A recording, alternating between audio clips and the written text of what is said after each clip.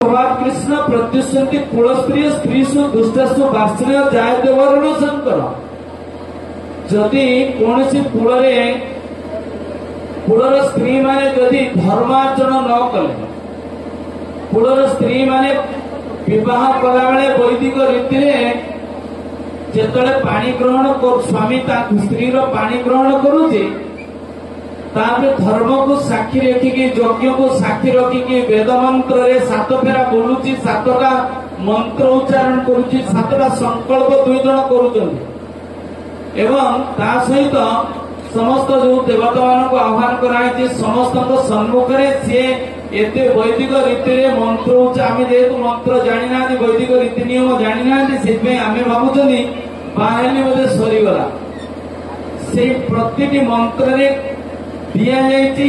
स्त्री को से दिन सहधर्मिणी बोली कहुच्छे से धर्म आचरण कर 7 फेरा अग्नि को साक्षी रखिकी 2 पति पत्नी धर्म आचरण करेंगे धर्म रक्षा करेंगे बोली संकल्प कर धर्म पालन करेंगे बोली संकल्प कर तो से